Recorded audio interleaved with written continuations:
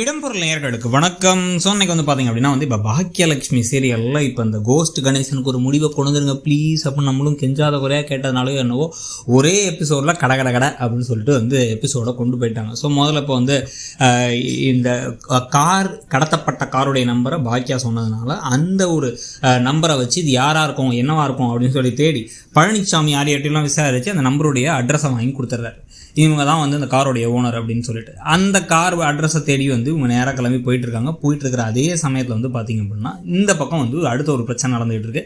ஏன்னா ஒரு ஐயரை வேற கூட்டம் இப்போ உடனடியாக நம்ம கல்யாணம் நடக்க போகுது அப்படிங்கிறாரு கணேஷ். இவங்க அதெல்லாம் முடியாது வேணாம் அப்படின்னு சொல்ல முதல்ல அவங்க கழுத்து எதுக்கு அவங்ககிட்ட கட்டின தாலி இருக்கு அந்த தாலியை முதல்ல கழட்டி தூக்கி போடு அப்படின்னா அவர் ஐயோ ஈஸ்வரா அப்படின்னு ஷாக்காக வர்றாரு. இந்த வந்திருக்கவர் வேற உடனே ஏன் இது கட்டாய கல்யாணம் ரொம்ப தப்புப்பா அப்படிங்கிறாரு. இப்போ தான் இந்த இவங்களோட மாமியார் கூட அங்கே ஒரு கட்டாய கல்யாணத்தை பண்ணி வச்சுட்டாங்க வந்தாங்க பாண்டியன் ஷோஸில் அப்படின்னு சொல்லிட்டு இவங்க மனசுலாம் நினச்சிட்டு இவர் என்ன சொல்கிறாருன்னா அதெல்லாம் இல்லை இந்த தாலியை கழட்டிட்டு டக்குன்னு என்ன பண்ணுற இந்த சாரியை மாற்றிட்டு வா இப்போ தான் மார்க்கெட் போயிட்டு வந்தேன் கடன் கிளம்பி வந்தால் தான் நம்ம கல்யாணம் நடக்க முடியும் லேட் ஆகிட போகுது அப்படின்ட்டு யாருக்கோ ஃபோன் பண்ணி எல்லாம் இப்போ உடனடியாக வாடா சீக்கிரம் 10-15 நிமிஷத்தில் முடிஞ்சிடும் அப்படின்னு பேசிகிட்டு இருக்காரு.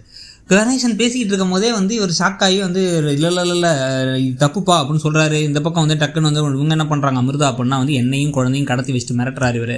அதனால் நான் தயவு செஞ்சு எங்களை காப்பாற்றுங்க அப்படின்னா இவர் எப்படி காப்பாற்றுறது? இவரே நான் சொன்னால் தான் வெளில போக முடியும் அவ்வளோதான். இந்த கல்யாணத்தை பண்ணி வச்சே தீரணும். இவர் நம்ம தாலி கட்ட போகிறோம் கல்யாணம் முடிக்க போகிறோம் நம்ம எப்படிலாம் ஆசைப்பட்டோமோ அப்படி வாழ போகிறோம். எவ்வளோ கனவு பேசியிருப்போம் அந்த கனவெல்லாம் நனவாக போகுது அப்படி இப்படின்னு பேச இவங்க முடியவே முடியாது. இந்த கல்யாணத்துக்கு நான் ஒத்துக்க மாட்டேன் நான் சாரியை மாற்ற மாட்டேன் அப்படின்னு திருப்பி பேசுகிறாங்க. பேசும்போது பலார்னு அரைஞ்சிட்டு என்ன கோபக்காரனாக்காத கொள்ளக்காரனாக்காத நான் சும்மா இருக்க மாட்டேன் உன்னையும் கொண்டுருவேன் என்ன கல்யாணம் பண்ணிக்க முடியல அப்படின்னா நீ செத்துறணும் உன்னையும் கொண்டுருவேன் அவனையும் கொண்டுருவேன் எழிலையும் கொண்டுருவேன் அப்புறம் அப்படின்ட்டு டக்குன்னு என்னை ஏன் இந்த மாதிரி கண்டதையும் பேச வைக்கிறேன் அப்படின்னு அப்படியே ஃபுல்லாக சைக்கோ மோடுக்கு மாறிட்டார்.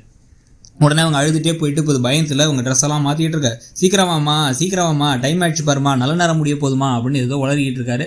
அவங்க அழுதுகிட்டே பாப்பா கிட்ட சாரி கேட்டுட்டு இருக்காங்க. இதுக்கு நடுவில் அங்கே போய் அந்த வீட்டில் இருக்கவர் அந்த அட்ரஸை கண்டுபிடிச்சி அந்த கார் பற்றி பேசலான்னு பார்த்தா அந்த முதல்ல மனைவி தான் வராங்க. எங்கள் காரை 1 வருஷத்துக்கு முன்னாடியே விற்றுட்டோம் அட்ரஸ் மாற்றல போலங்கிறாங்க. காருக்கு சரி ஓகே 1 வருஷமாக இதில் பேர் நேம் சேஞ்சு இந்த அட்ரஸ் சேஞ்சு எதையுமே பண்ணல அதையும் வேறு அவர் கேட்கவே இல்லை அப்படிங்கிறதெல்லாம் பார்த்தா சிரிப்பாக இருந்துச்சு நமக்கு.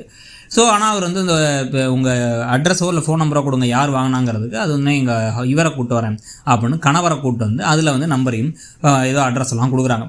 கொடுத்த உடனே இவங்க எனக்கு பயமாக இருக்கடா என்ன ஆக போகுதுன்னு தெரியல வாங்கடா போகலாம் ஏதாச்சும் பண்ணி காப்பாற்றிடலாம்டா அப்படின்னு கிளம்பிட்டு இருக்காங்க. இவங்க 2 பேரும் சேர்ந்து கிளம்பி போயிட்டுருக்க அதே நேரத்தில் பார்த்தீங்க அப்படின்னா இங்கே கதவை மட்டும் தட்டி வெள்ளவா கல்யாணத்தை பண்ணணும் அப்படின்னு சொல்லிட்டு என்ன ஒரு குறையுது மல்லிகைப்பூ வச்சாதான் தேவதை மாதிரி இருப்பேன்னு உனக்கு பிடிச்ச பூ வாங்கிட்டு வந்தேன்னு அதை வேற கொடுத்துட்ருக்காரு. ஏன் ஜி பூ மட்டும் தான் பிரச்சனையா அங்கே புன்னகையே இல்லையே அங்கே சோகமாக இருக்காங்களே அப்படின்னா அதெல்லாம் எதுக்கு என்ன நினச்சிட்டு இருக்க நீ எதுக்கு இதெல்லாம் ஒரு பெரிய விஷயம் நினச்சிட்டு இருக்க நம்ம ஒன்றா வாழ போகிறோம் அப்படிங்க இதெல்லாம் பகவானே பார்த்தா சும்மா இருக்க மாட்டார் அப்படின்னு இந்த பக்கம் வேறு இவர் வேறு சொல்ல ஐயர் வேறு சொன்ன உடனே நீ சும்மா இருக்கோய் அப்படின்றாரு இவர். ஏன் அப்படின்னு கேட்டால் இங்கே எத்தனை காலத்துக்கு இது சொல்லுவீங்க என் பொண்டாட்டி கழுத்தில் நான் தாலி கட்டுறேன் அப்படின்ட்டு மந்திரத்தை சொல்லுங்கள் அப்படின்னு ஈன்னு சிரிச்சுக்கிட்டே நம்ம தாலி கட்ட போகிறோம் அப்படின்னு ஏதோ குழந்தை பிள்ளை விளையாட்டாட்டம் தாலி கட்ட வராரு.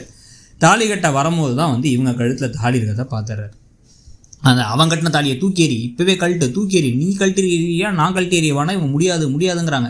உன்னை கழட்டுன்னு கத்திக்கிட்டு இருக்கும் போதே பார்த்தா அவ்வளோதான். ஒரு செகண்டில் இந்த கதையை ரொம்ப இழுக்க வேணாம் இதை மக்கள் கொந்தளிச்சிருவாங்கன்னு நினச்சாங்களோ என்னவோ தெரில டபக்குன்னு சொல்லிட்டு அந்த வீட்டுக்கே நேராக செழியனும் எழிலும் வந்துடுறாங்க. அவங்க 2 பேரும் வேகமாக பைக்கில் கண்டுபிடிச்சி வந்துட்டாங்க. அதே சமயத்தில் ஆட்டோ பிடிச்சி சேர்ந்துடுறாங்க. பாக்கியா கார்லாம் ஓட்ட கற்றுக்கிட்டாங்க கார் இருக்குது ஆனாலும் அவங்க ஆட்டோவில் கிளம்பி வந்துட்டாங்க. ஆட்டோவில் கிளம்பி அவங்க என்ன பண்ணுறாங்க அப்படின்னா நேராக உள்ளே போகலாம் வாங்க அப்படின்னு சொல்லிட்டு வாங்கம்மா போகலாம் உள்ள அப்படின்னு சொல்லிட்டு எங்கள் கல்யாணத்துக்கு போகிற மாதிரி போயிட்டுருக்காங்க. இவங்க கதவை திறந்து உள்ளார போய் பார்த்தா இவங்க ஒரு தாலியை பிடிச்சி இழுத்துக்கிட்டு இருக்காரு. தாலியை கொடுன்ட்டு டேய் நில்றா அப்படின்னு எழில் கத்த அப்படியே இவங்க சந்தோஷப்பட அமிர்தா சந்தோஷப்பட அப்படியே கணேஷ் கோவப்படுறதோட இன்றைக்கி எபிசோட் முடியுது அப்பாடா அப்படின்னு ஆயிடுச்சு நமக்கு. நாளைக்கே ஒரு 4 அடி போட்டு துரத்தி விட்டு இல்லை மனநல காப்பாத்தில் சேர்த்துருங்க ஜீன் இருக்குது. உங்களுக்கு என்ன தோணுதுங்கிறத சொல்லுங்கள். தேங்க்யூ. இடம்பொருள் நேயர்களுக்கு வணக்கம். இன்னைக்கு பார்த்தீங்க அப்படின்னா இப்போ பாக்கியலட்சுமி